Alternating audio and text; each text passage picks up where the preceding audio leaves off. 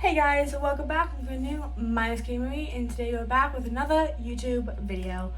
So first and foremost, I'm just gonna say thank you guys for 100 subscribers. I'm getting myself a cake because I'm that girl. I don't thank every single one of you, my friends, my mother's friends, and people who decided they actually like my videos and decided to actually subscribe. I get forced against their will. Thank you all for subscribing. It means a lot to me. Hopefully I'll become famous and not have to work a real job, but yeah. But yeah, I just wanted to say that and get that out of there because last time I looked I was at 37 and then I got to 92 and I was like, what the heck, and now I'm at 100, so I'm just like, pow. But yeah, so on with the video. I decided that today we're going to do 10 horror movies based off of real life events.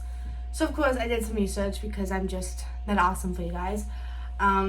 And a lot of these, like, I knew, like, some of them you guys know based off it. Other ones I'm like, really? Like, I didn't know that.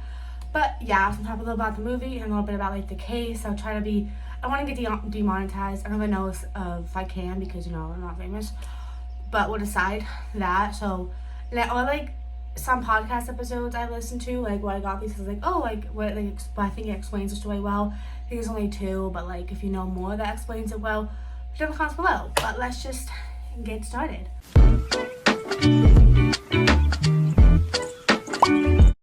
So the first movie is, of course, the Texas Chainsaw Massacre. This movie is, I feel like everyone knows it. It's a cult classic. I mean, like, I feel like everyone even knows. It's based off of Ed Gein. He was arrested for killing a local hardware store owner. I have it on my computer, so if I look down, like, guess I'm looking at. He also confessed to a previous murder, and authorities discovered he had several corpses from local cemeteries. Using these bodies, he fashioned a wastebasket, lampshade, and mask made of human skin and faces, placed human skulls on his bedpost, stitched together a belt made of mommy milkers, and collected a plethora of other body parts as trophies. In short, he made the face look sane by comparison. So I think everyone knows it's based off of Ed Gein. I think Psycho and Silence of the Lambs based off him too, but I wanted to do like Texas Chainsaw Massacre. So yeah. And then we have The House of Eyes, which this one I didn't know. No one knows for sure if it's like true, but it's like a legend, and I feel like, you know what, that's good enough. It's the last thing I found, so I was just like, you know what, like, I can't find anything else. It's a legend of a Sawney Bean. According to folklore, Bean was the leader of a 48-person clan in 16th century Scotland. Kidnapped, killed, and ate more than 1,000 people. During the search for the mysterious murders, locals lynched numerous innocents, and upon capturing Bean, they brutally executed him and his followers. So I feel like that was interesting. I don't know, like, interesting. I don't know if it's true, but yeah. Also, The Hills of Eyes. I hated the original. I don't like trying to watch that movie. Like, made it really hard. Like, not even if it made it really hard, but I was like really bored. Cause you guys like didn't know, it's like he's like his family to go on like camping, like the RV gets kind of stuck, and then it's like cannibals on I think Wild Turns based off of this. There's a sequel and then a remake. I think the remake's way better than the original, but it does have sexual assault, which I'm like, well, no, but like it is better than that. But yeah. And then we have Open Water. This is about a couple, and they are basically like gonna go swimming, like I think like snorkeling, and then they basically get left behind. That's kind of what the movie's about. Tom and Ellen Longren were tourists visiting Australia's Great Barrier Reef when left behind January 25th, 1998. We never really found out what happened to them, but they were never found, which was like really sad. Like, I looked it up, the movie's sad. I looked up like what happened, and it's like, which I feel like if that's family, I'd sue, because how do you forget someone? And I wonder if that, like, if the people running the boat would have been charged of manslaughter, because like technically they didn't kill them, but like you let them out there, like you basically let them out there to die. So yeah. And then we have When a Stranger Calls. This one, I feel like a lot of people know it. Kendall rated an episode I think she did really well, so I'll link that episode down below. But it's about Chrisman, who's babysitting 3-year-old Greg Womack. She called the police to report a stranger in the house, but hung up before they could trace the call. When they returned home, they found her body in a pool of blood, having been strangled with a cord. They conclude that the killer was someone that they knew the house, probably was like an inside job, and then it still remains unsolved, which is really sad. Like, I really, like, one thing I don't like, or like it's like sad, but it's like I really hate like listening to these things, like, they're like, crap, like, that's never solved, like, that person's still out there, especially when it's like a kid going missing. I'm like, oh no. But yeah, a stranger calls. I think there's two.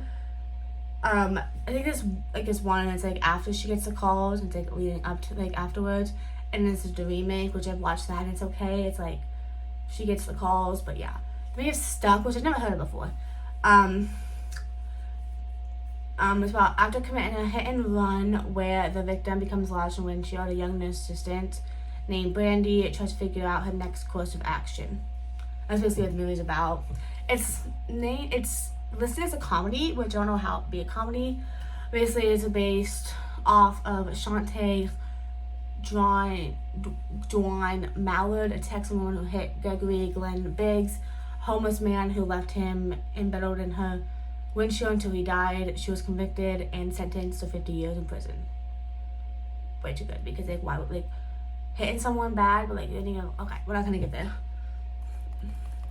And then I have Black Water, which is a shark movie. Not a shark movie, a crocodile movie, which actually looks interesting. I might watch it. But it's about like a family vacation to like North Australia that ends with a crocodile attack and a fight to survive. It says it was based off of real life events, and turns out that's true. The movie is inspired by a crocodile attack that happened in North America in 2003. So, yeah. And then, of course, we have Zodiac. I mean, of course, it's about the Zodiac killer, which he still hasn't been found for this day. I know, like, I think, like, a year ago, like, a couple years ago, like, came out saying that he was found, but, like, then it found, like, that wasn't true. Kendall did an episode on that, too, like, deep diving in. But it's... Movie stars Jake Gyllenhaal, based on the Zodiac killer, who was behind brutal murders in San Francisco throughout the 1960s and 70s. He would taunt the police, share puzzles, and coded messages to the press. Yeah, that's just what the book was about. The movie was about in the book. So I haven't seen it. I'm meaning to. Tell me if it's good. And then, of course, we have These Strangers, which everyone, I mean, the new one came out. I know everyone loves it, and it's like the best film. Like, we all can agree on that. This is based off of real life violent crimes, including murders committed by the Manson family. And then the 1981 Ketty cabin murders, 4 people were killed, 3 mass assailants in a California resort town. And I don't think that the 3 masked people, I don't think they were ever caught. I think it's remains unsolved. I mean, if I'm wrong or not. But of course, the movie, like, this couple, and of course, like, 3 masked assailants, like, taunt them and then kill them. Sorry, spoiling it. But yeah. Then there's Snowtown, which I've never heard of before. It's Australian suburb in the 1990s. For 7 years, a group of young men led by John Butting carried out a series of gruesome slayings, mostly targeting alleged pedophiles and homosexuals. I think this movie is about that guy, and like I think he like took over, like, is like kind of like teaching his grandson and kind of like raising him up to become like him. And then, of course, the movie that got me to even think about doing this episode is A Town That Dreaded Sundown. So I was reading a message. This movie, so good. I recommend you watch it if you have not. My friend Kenzie, she has a podcast. She does an amazing job talking about it. That'll be linked down below, so you guys will listen. But the phantom killer is responsible for the so-called Texarkana Moonlight Murders. He attacked 8 people, claiming the lives of 5 over 2.5 months in 1946, and he was never caught. It was a movie about it. I think not gonna spoil it, but there's a movie about it, like, which is kind of interesting how they did that. But yeah, I hope you enjoyed today's episode. And if you guys can find, if I can find 10 more, it doesn't have to be horror movies. It can be like any movie, or we can do horror. But if you guys could help me, if I could find 10 more movies that are based off of real events, which you probably can, like it shouldn't be that hard. Put them down below. I didn't do The Conjuring or The Exorcist or movies like that just because I didn't want to. Because I feel like paranormal stuff, you can't really, I just can't. I feel like, I just didn't feel like it. I just didn't want to. I want to do like other stuff. But if you guys can help me find, or if you guys are like, oh my gosh, I'm going to be that for events too, I'll do a part 2. If you guys enjoyed today's video, I'm gonna talk.